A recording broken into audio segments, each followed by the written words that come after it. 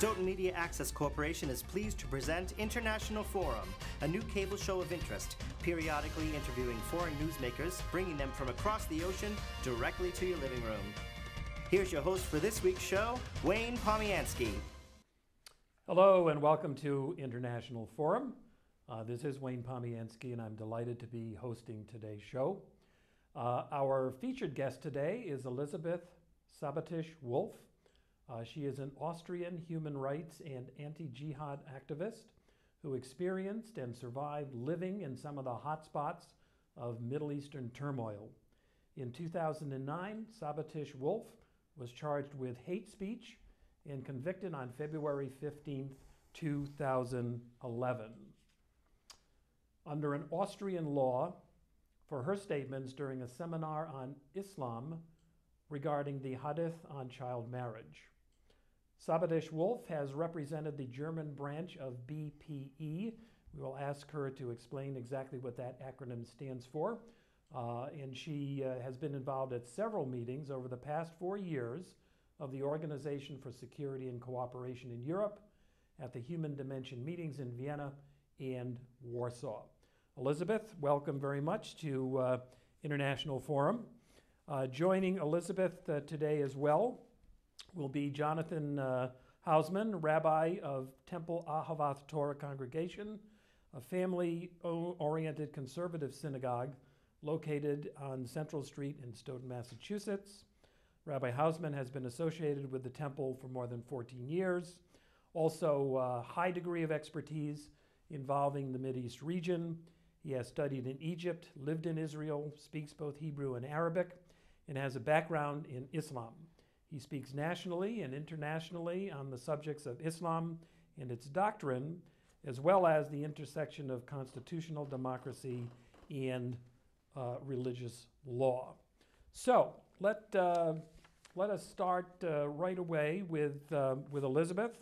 And I think perhaps a good starting point would be to ask you if you could explain again. I had mentioned the acronym BPE, which I understand translated from German is Citizens Movement Pax Europa.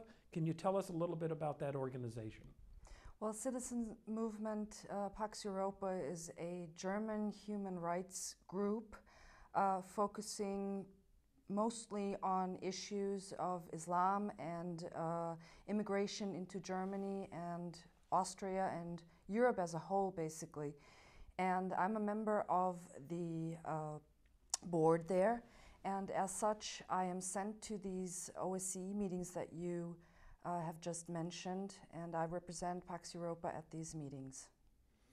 What actually prompted you to study Islam and its teachings in depth? Well, I really have to start early in my childhood because due to my father's job as a diplomat, part of my childhood was spent not only here in the United States, but also in Tehran, in Iran, both before the revolution and during the revolution of 1979. So I was there. And I experienced an Islamic revolution firsthand as a young child. I was only 6 or 7 back then, but it made a really big impact on me.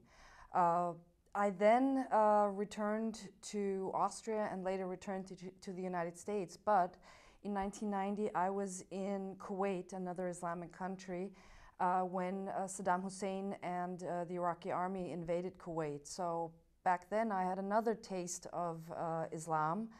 And I returned. I was actually a hostage during the invasion of Kuwait and the subsequent occupation. But after I was freed by the Austrian president, I returned to Austria to take on a job. And in 1997, I once again returned to Kuwait to work at the Austrian embassy at in the visa section. And I was already at an age where I started to ask more questions. I wasn't busy being a teenager anymore, but I was 25 or 26, and I really immersed myself in the Islamic way of life. And I started asking questions regarding what I saw, what I experienced. Ramadan, for instance, the first Ramadan is fun. The second one starts to get on your nerves. The third one is just a pain in the neck. And I, for instance, just to give you an idea of what got on my nerves, was the question why I, as a non-Muslim, have to comply with the rules of Ramadan in Kuwait and other countries in the Middle East. Now, some of you would say, well, you're a guest there. You have to sort of fit in, blend in, become part of Kuwaiti society. Well, I add to this, or my answer to this is, yes, that may be true, but I am not a Muslim. Therefore, I do not have to fast during Ramadan. If a Muslim comes to Austria, he or she does not have to eat pork. No one is forced to eat pork in Austria.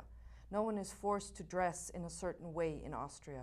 So while I was willing to dress in a more conservative way, being forced to adhere to Ramadan just went too far for me. Interesting. And was it the movements, the uprisings in particular that were a catalyst for your interest in Islam? Is it more the philosophy, the Quran, versus other religious documents, or was it really a sort of a multiple causality type of situation? No, those were questions that I asked myself. I can tell you a very concrete example. Part of my job at the Austrian Embassy in Kuwait was to read the local newspapers, the English language newspapers, which I did every morning. And one morning I read in the Arab Times, I suppose it was, about Aisha's marriage to Muhammad at the age of 6 and the consummation of the marriage when she was 9 years old. And I remember getting up from my seat in my office, running to our interpreter in the visa section and asking him, Hussein, is this true what I just read? I mean, did this really happen? Is the prophet, your prophet, married a 6-year-old and consummated the marriage when she was 9? And he said to me right away, in a very stern manner, do not ever talk about this again. And of course, when somebody tells me that, the first thing I do is I go find an answer to my question. His answer was not satisfactory.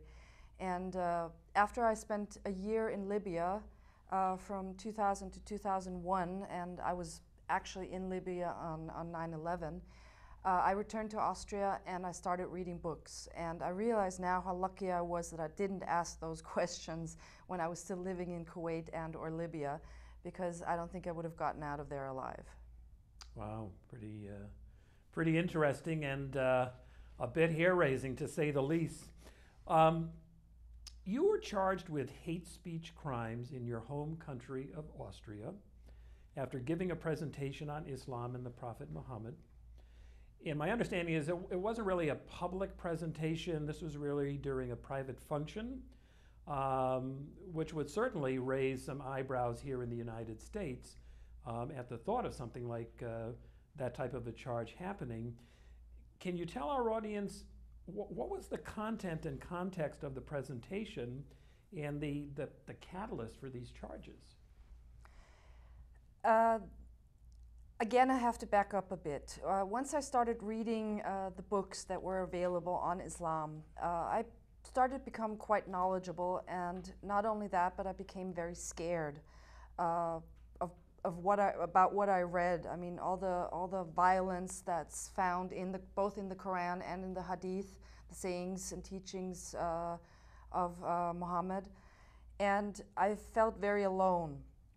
But I was able to hook up with an Austrian group called the Academics Group, and I was able to start channeling my fear and meeting up with other people, which is very helpful in this case because fear doesn't get you anywhere. And parallel to that, I was also asked by the Austrian Freedom Party if I wanted to hold seminars on Islam which were not politically correct. basically those seminars were to tell the truth about the doctrine of Islam and its effect on Europe and immigration and multiculturalism. Basically, everything that is going on in Europe, everything that we see, that we experience. I sort of did a wrap-up of that. And my seminars were in 3 parts. I tackled the doctrine and explained to the people about Muhammad and the Hadith and the so-called trilogy of Islam. And these seminars were hugely successful, considering that we're in Austria and that, you know, we started out with 10 people, and when I was then reported to the authorities by a left-wing glossy magazine in Austria, we were up to 30 people. So people started to notice that there was somebody talking about Islam, and this was a very welcome opportunity for this glossy magazine to infiltrate my seminars, to illegally record them. The magazine then had a transcript written, and both broke the story in this magazine, and at the same time reported me to the authorities. The authorities then turned to the state to ask for prosecution, and that's what happened. I was then prosecuted. The charges were at first incitement to hatred, and the media storm, basically, I mean, it was a huge storm in Austria. And what pained me most, actually, that I was condemned by the religious establishment. And I'm talking about 3 major religions here. I mean, obviously, the Islamic faith community slammed me and called me all sorts of names. But what really hurt my feelings was that both Catholic bishops and the Jewish community in Austria condemned me. They actually sat down next to each other and to condemn me without ever having heard a single word that I said. This was very painful for me. So, sort of following up on the notion of, you know, the condemnation, what was the prosecution's reasoning for the government bringing the original charges of hate speech against you? How did that, well, you explained how it originated. Then, of course, you know, there was a reaction. The Austrian, I guess what we would say is the federal government got involved. What was their rationale for bringing the charges? And I'll explain a little later. I know they were reduced, but you still, there was a conviction and you paid a fine. But how did the government get involved? Well, the government. There was an interest of the government to get involved, because if you have a government that basically gives protection to religious communities in Austria, then the government, the state actually has the duty to protect these groups, and that's why they prosecuted me. On the other hand, it was also a political reason. The Austrian Freedom Party is what its enemies, its political enemies, would be calling a right-wing extremist party, anti-immigration, anti-EU, anti-European Union, pro-Austria, pro-Austrian people. And I have to add here that I am not a member of this party, nor do I work for them, nor anything at all. All I did was I had a little project, in the sense that I was paid for my seminars, but that does not mean I have any affiliation with the party. What I want to say here is, the state wanted to bang both the Freedom Party and tell people that Islam is not bad, Islam is actually very good, and you can't have these people running around saying these things, and I'm saying this on purpose, saying these things, these lies about Islam. Again, what hurt me here is that none of these people who sat down and condemned me and what I said had ever read the Quran. They don't know what the teachings of Islam are. All they know is that this is a religion, we have to respect it, and therefore this person cannot say these things. I also have to add that one of the a very prominent Islamic scholar in Austria compared me with Osama bin Laden in a magazine, in an interview with a magazine. Interesting. So the charges were reduced. You ultimately, I guess there was a judgment. You paid a fine.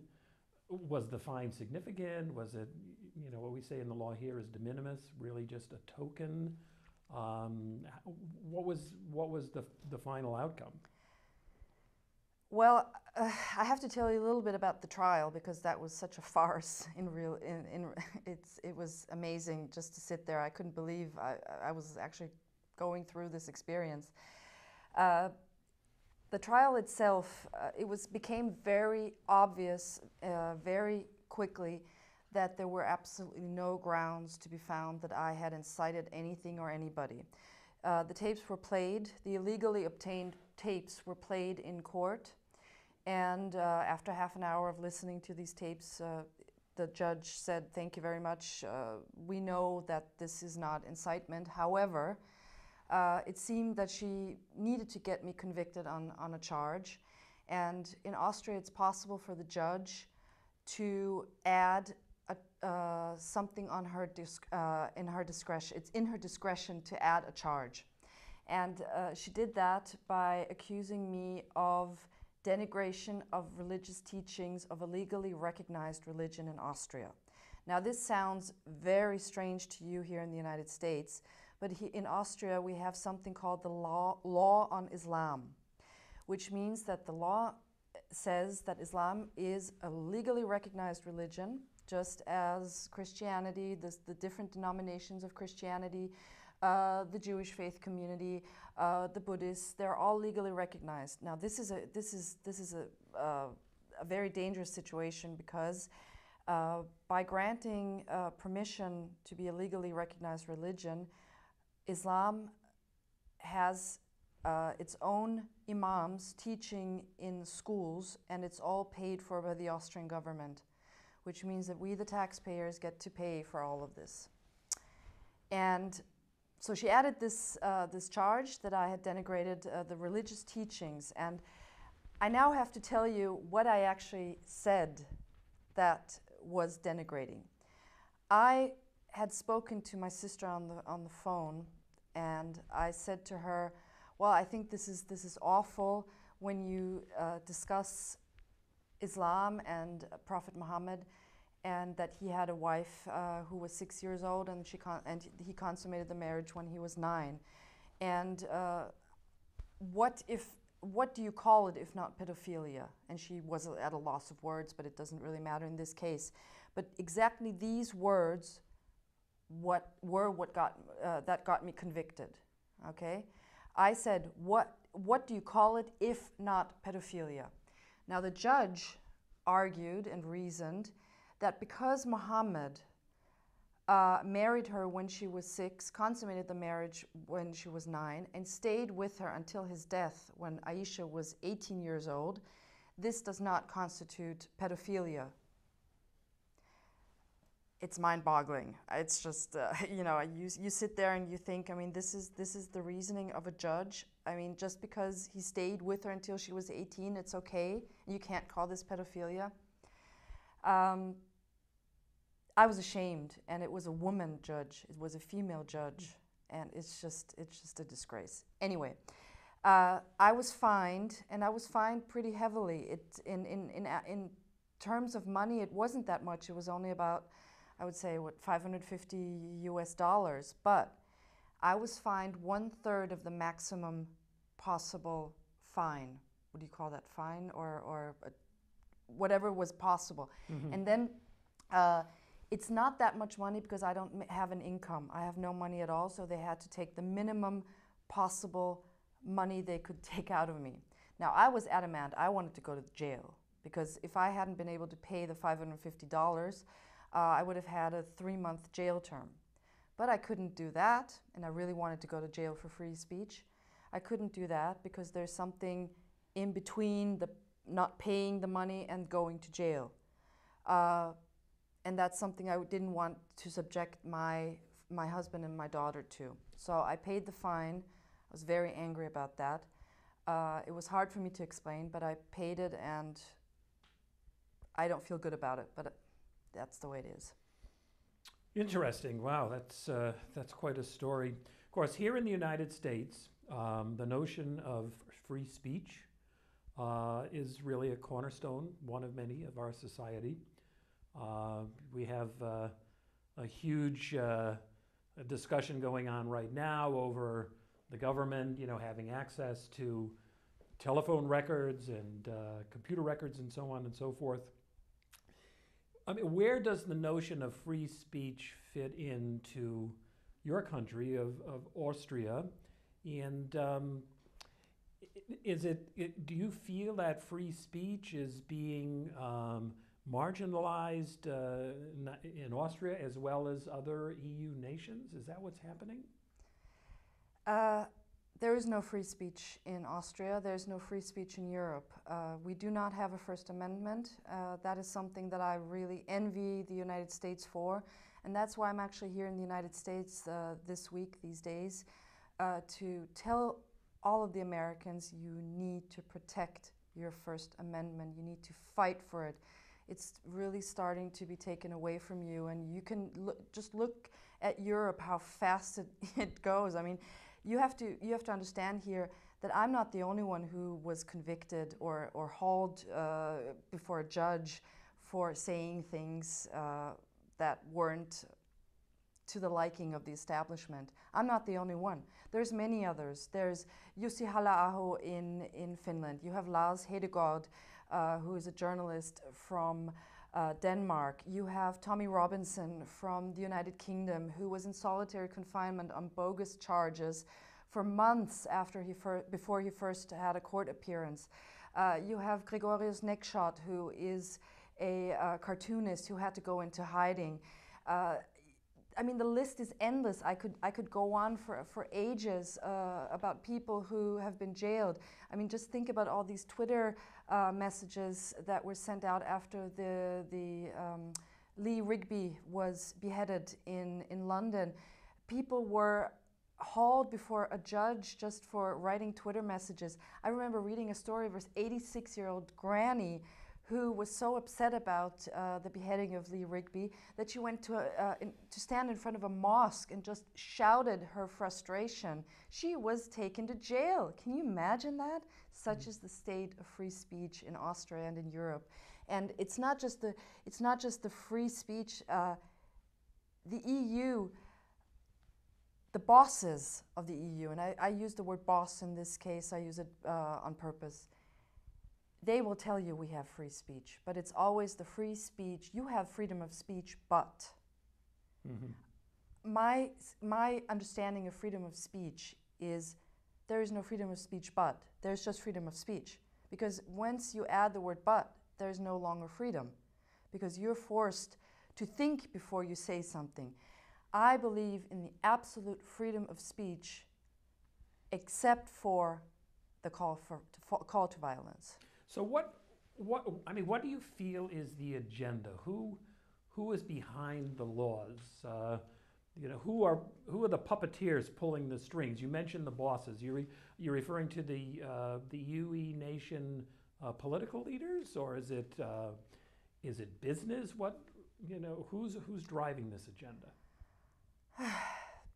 I don't really know, honestly. I don't really know. I mean, there's all sorts of stories, there's all sorts of news coming out. I am not involved in the European Union other than I simply don't like it because it takes away my freedoms. Of course, you do have the EU bosses. I have to call it that way. You have the heads of state. You have Barroso, who is the leader of the European Commission. It's almost a sort of Politburo, if you want to compare it to the Soviet Union.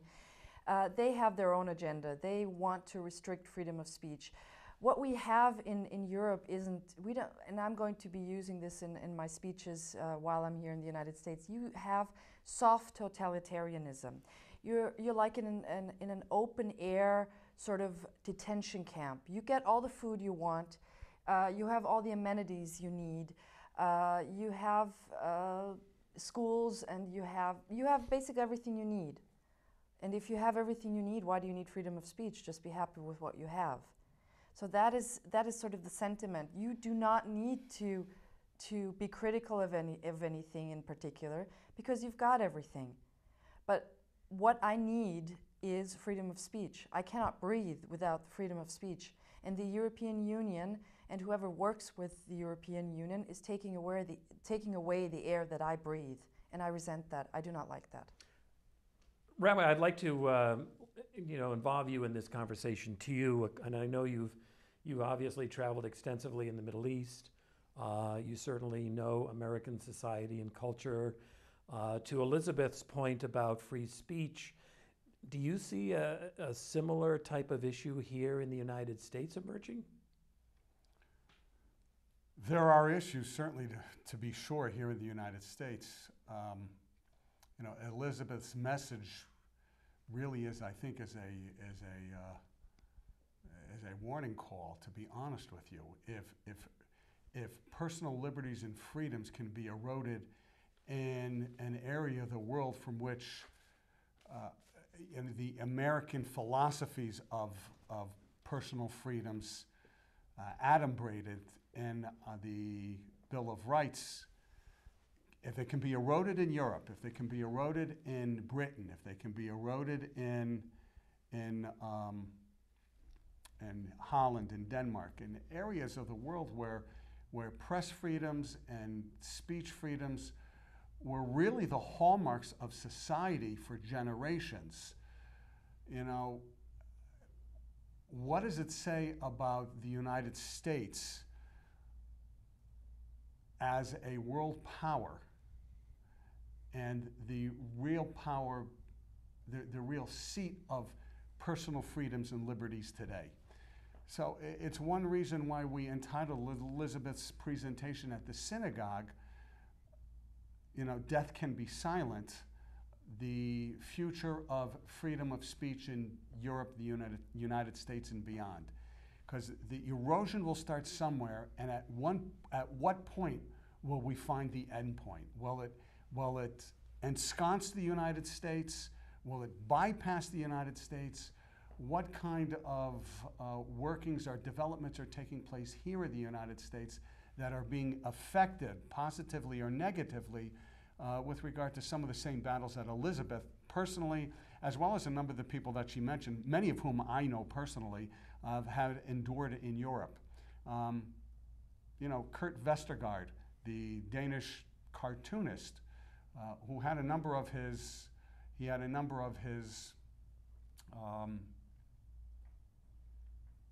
I was going to call them cartoons, they're more satire cartoons, published in the Jyllands-Posten, one of the largest newspapers in circulation in Denmark. Here's a man who drafted satires, were published, and now this man is not only in hiding, but in hiding in safe houses as well. What does it say about the state of affairs in Denmark? Can it happen here? And listen, you take a look at how people are watching what they say, how guarded in terms of what they say here in the United States. I dare say that it's having some kind of chilling effect right here in the United States at the moment.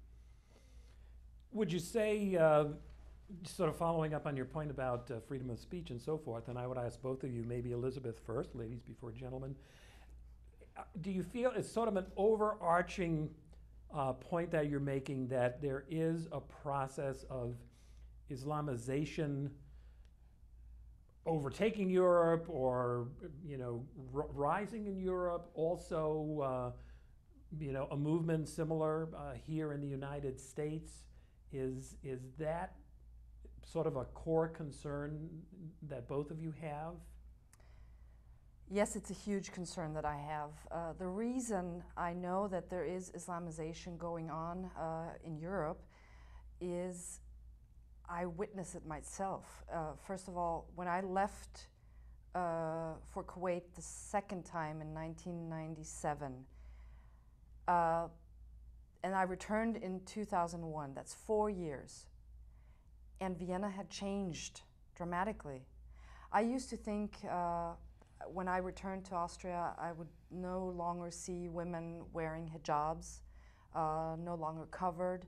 And then all of a sudden I returned in 2001, and you see these hijabbed women all over the place. And these were not the tourists from the Gulf region, because I know the way women wear the hijab. You have certain ways of wearing hijabs in certain areas. So I know right away, I know how to distinguish the way women wear their hijabs. So these were women who actually live in Vienna from Turkey. We have most of the immigration coming from Turkey. And just in 4 years, it was just astounding to see the change. And now we're in 2013, so that's nearly 10 years later, no, more than 10 years, 12, 13 years later. You wouldn't recognize Vienna. You have halal places all over the place. You have halal fast food. You have minced meat, special halal minced meat in the large supermarket chains. You have schools that cater only, and kindergartens only to Muslim children. And of course they tell you, well, that non-Muslim children are very welcome. And they offer halal food for these children as well. It's all over the place. It's just, it worries me, because I don't want to eat halal food. I don't want my daughter to wear a hijab one day, because the pressure is there. You see these pressure groups from the Islamic side, they are very strong, because they can say, oh, this is about freedom of religion, and we have the freedom to demand this, and that. We demand that. Mm-hmm. But they keep forgetting, these people, that they are guests. I, as a Christian, have no right to demand anything in Saudi Arabia. I have no right to demand anything, even in a country like Turkey, okay? A country that wants to join the European Union. I have no right at all, and I would never do so. I would never go to a country to demand anything. But on the other hand, you have the Muslim pressure groups, and you have these Muslim pressure groups who also pressure the Muslims themselves. Those who want to lead a secular life are being pressured into living a life that some of the times they actually fled from, to the safety of European freedom, or whatever is left of it. But let me ask you, Elisabeth, you mentioned the dietary constraints, the restrictions that women have in terms of dress. I mean, how is that really different from, say, the sort of the missionary groups that we have here in the United States, or even some of them that go to Europe? I'm thinking now the Mormons, the Shakers. There's a group in the Middle West, especially Indiana, I think, that have sort of rejected modernity and still, transport themselves in horse and buggy. I just, I wonder, and I think a lot of Americans that maybe are not following these trends that closely feel that this is yet another, another religion that ostensibly, and I know you're an expert on the Quran, does not really in its official teachings support terrorism or injuring, harming the innocent. Why is it, or how is it so different from other sects or religions that try to proselytize in the world? The main point I have to make here is that you plural are mistaken if you think that Islam is a religion. Islam is a political ideology. It has a very strong there's no separation between religion and state, for that point one. Point two is that religion is used as a political ideology in indoctrinating people. You have the subjugation of women. You have Islam is the solution for every problem that you have. And as such, I believe that Islam should not be accorded any religious privileges. It is an ideology with religious elements. However, if you go back to National Socialism, that was also actually a political ideology with some sort of religious elements found in there. You had a revered leader in Hitler. You have the same. You can find the same thing in Stalinism. And Islam is totalitarian. Why is it totalitarian? Because you cannot leave it. What does it tell us about a religion where you cannot leave without being killed? And I'm sure that the rabbi sitting next to me will be able to quote you any hadith or Quran passage saying, even Muhammad himself said, whoever leaves the religion, kill him. Does that sound like a religion to you? Does that sound like a religion to you? I don't think so. You have about 200 passages in the Quran calling for the death of the infidel. The rabbi and I, although we are of different religious backgrounds, are the infidels. We are to be killed. Does that sound like a religion to you?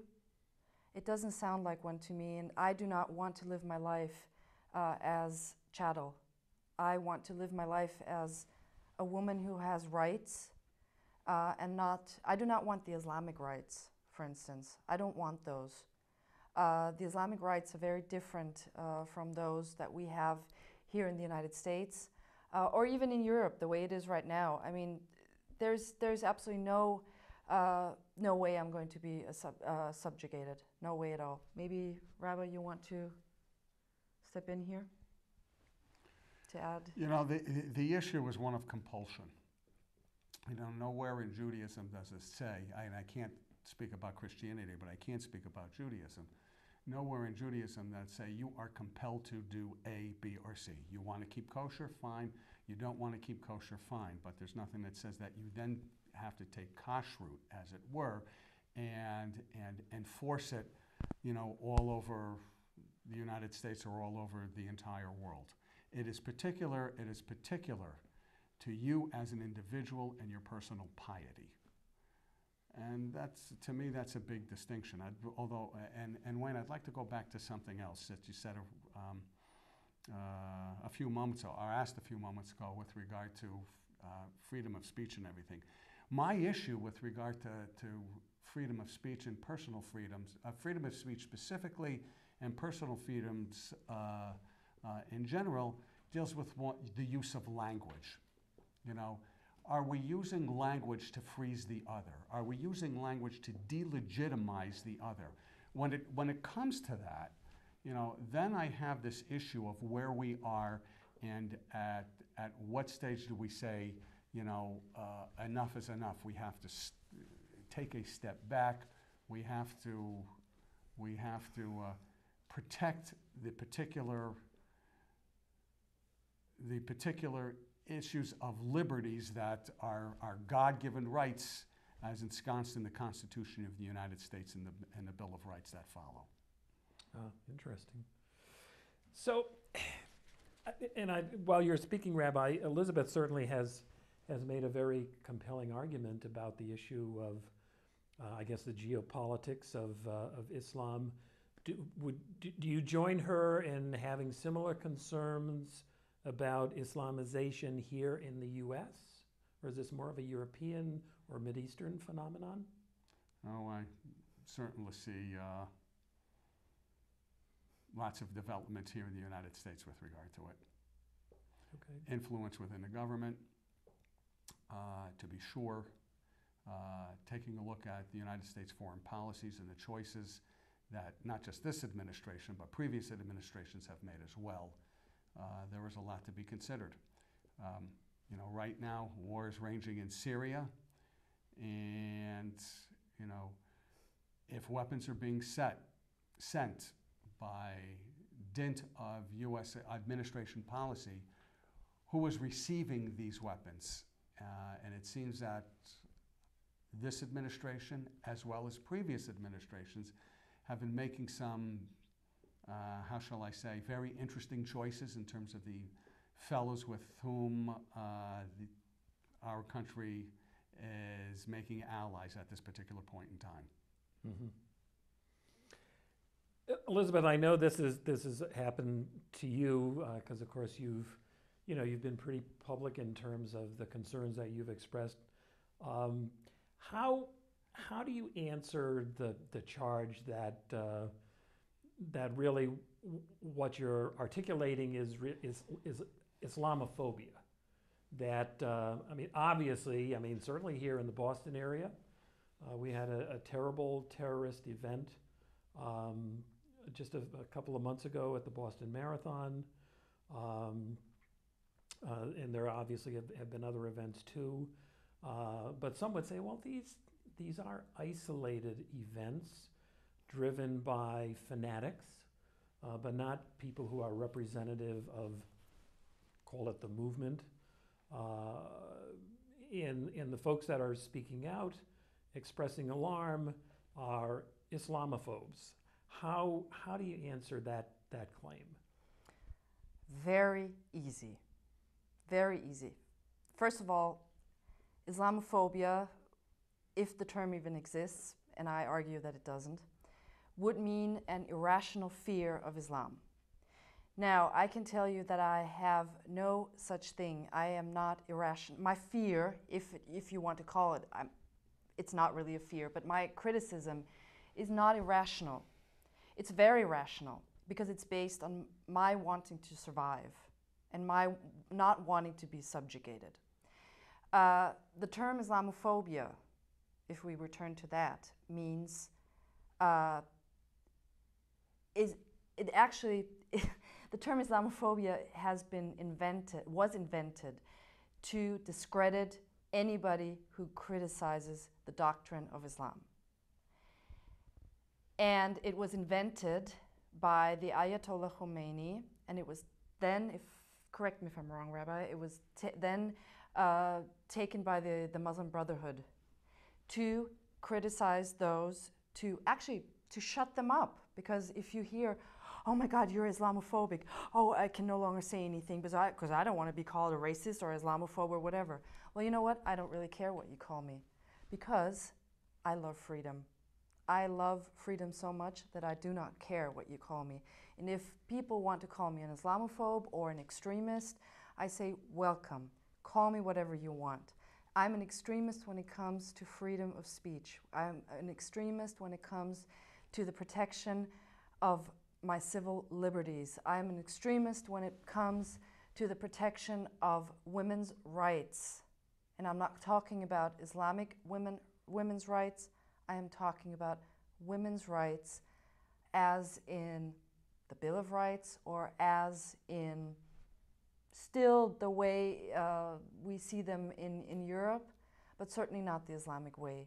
So Islamophobia is just another term, which, by the way, has absolutely no legal meaning at all, which means in a court, if somebody calls me an Islamophobe, as it has happened to me before, a judge has actually called me an Islamophobe, I really don't care because it just shows that the person has no clue whatsoever and is actually following Sharia law regarding slander. Mm-hmm.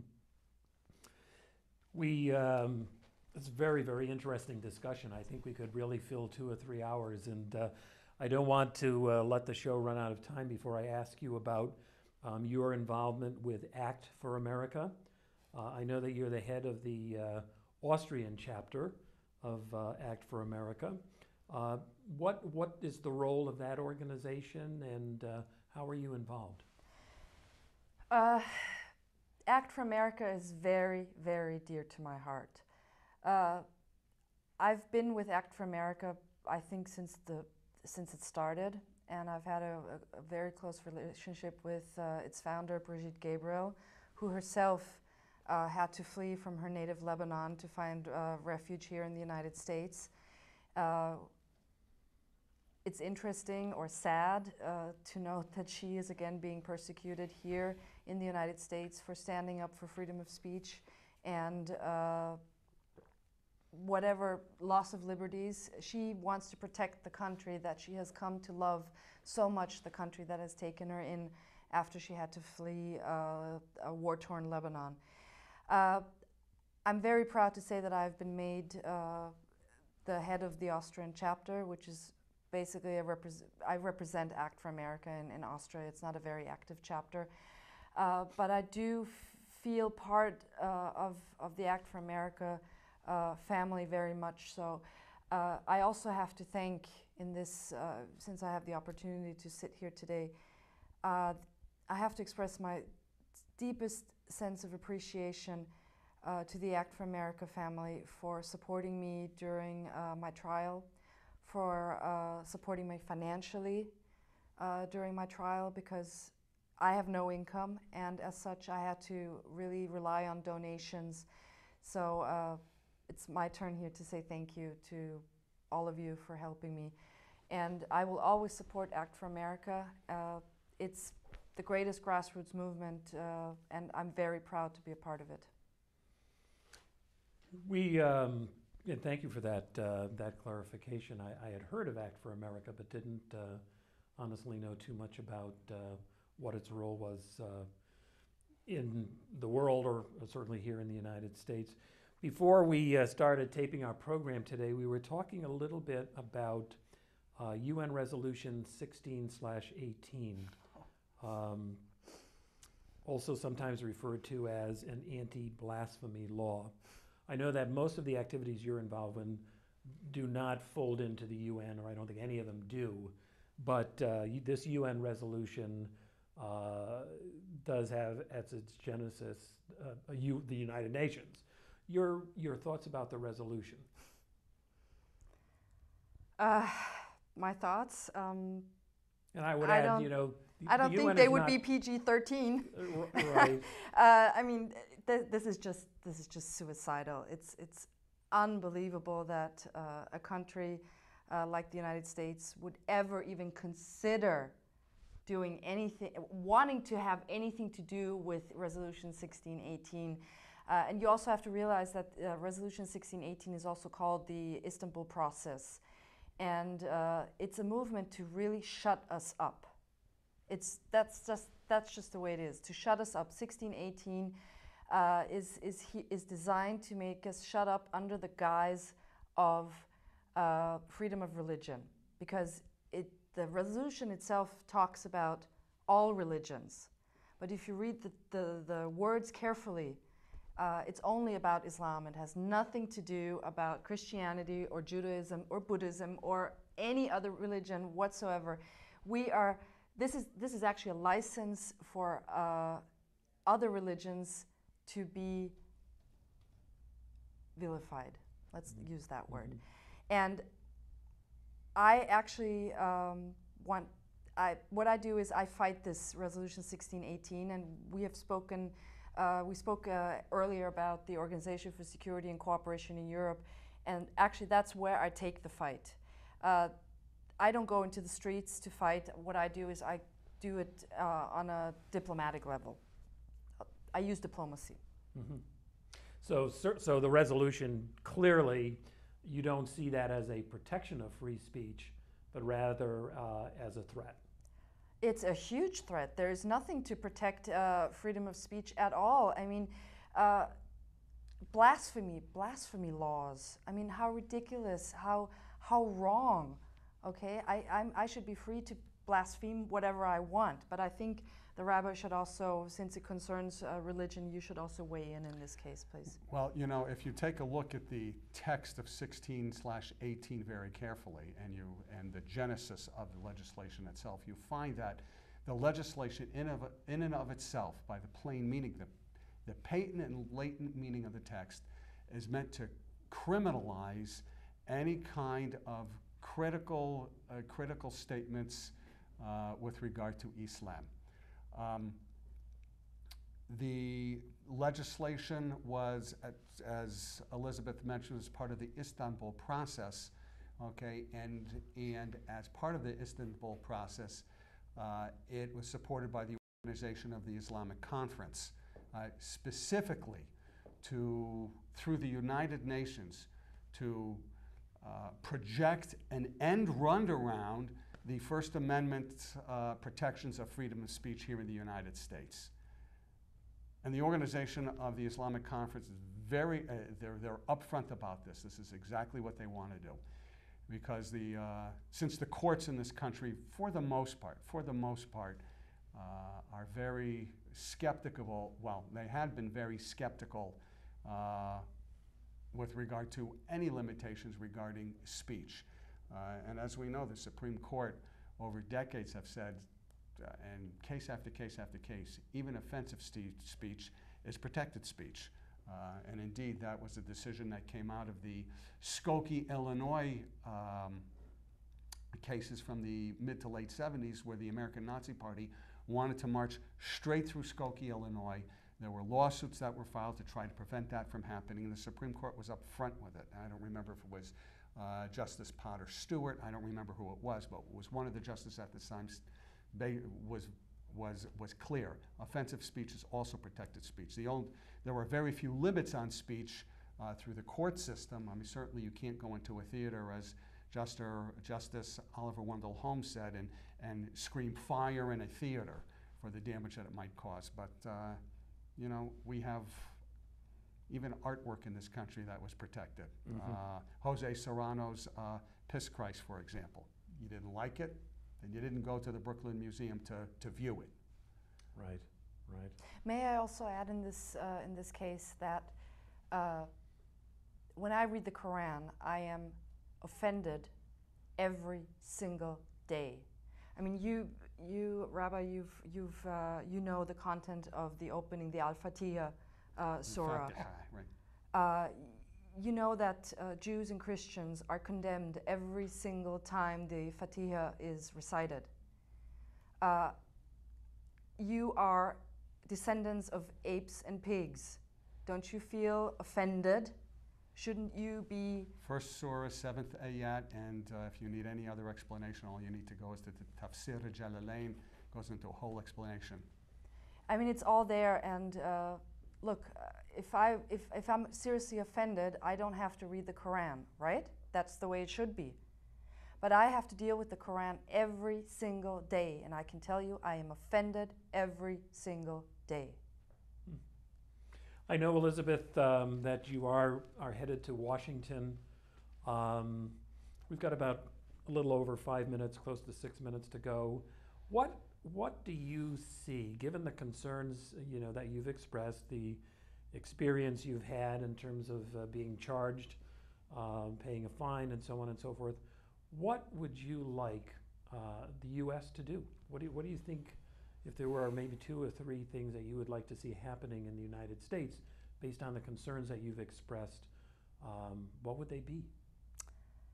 Well, if I can address the many free speech NGOs in this country, my wish would be 20 NGOs at the annual conference of the Organization for Security and Cooperation in Europe, which is held in Warsaw every end of September.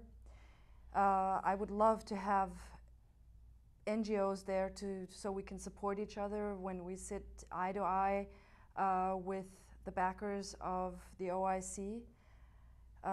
We can really fight it out there. We can really have a fight in the plenary meetings like we had last year. It was a very successful meeting last year. We were really able to push back. We were able to call on these Muslim representatives who openly called for violence in the plenary. If you do not stop criticizing Islam, we cannot guarantee for peace in this world. We have this all on tape. We have it recorded. It's all there.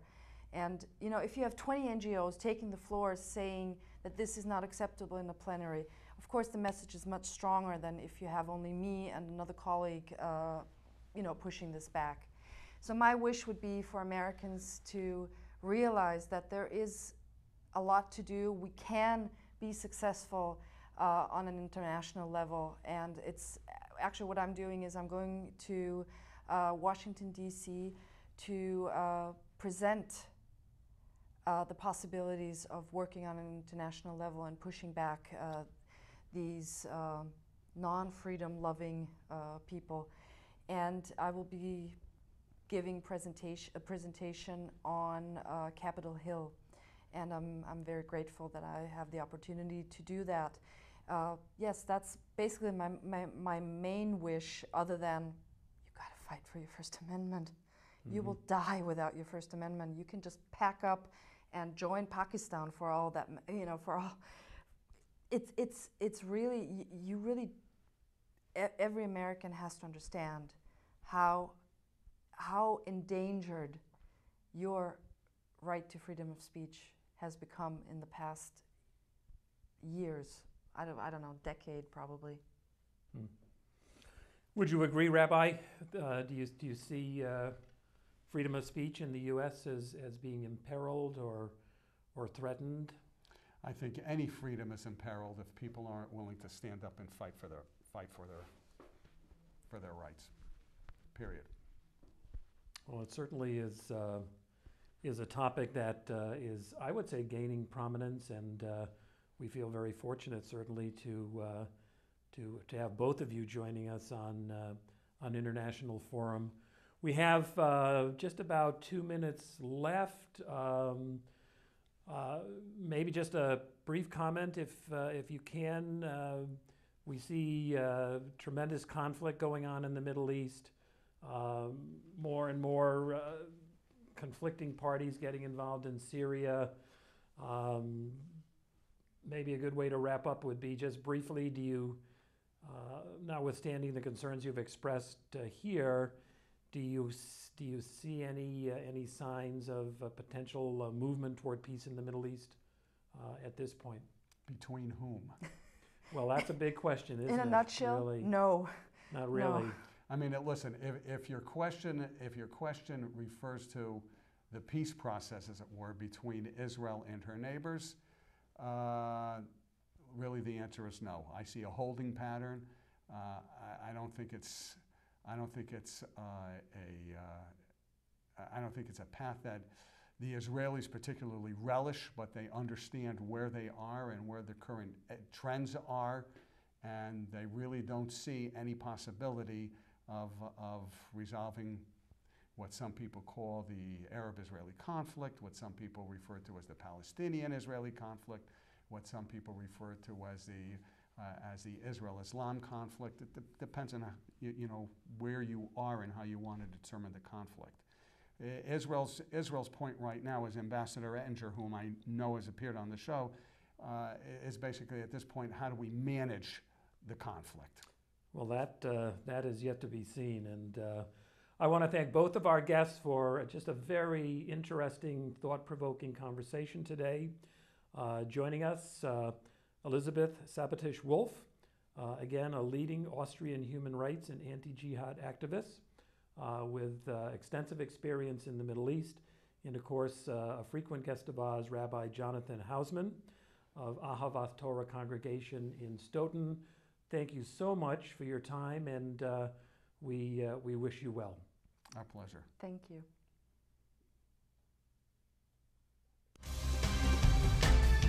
This is Roy Cohen, producer and director of the International Forum show. Thank you for watching, and we welcome your comments to our email address, international.forum@yahoo.com. Hey. There we go.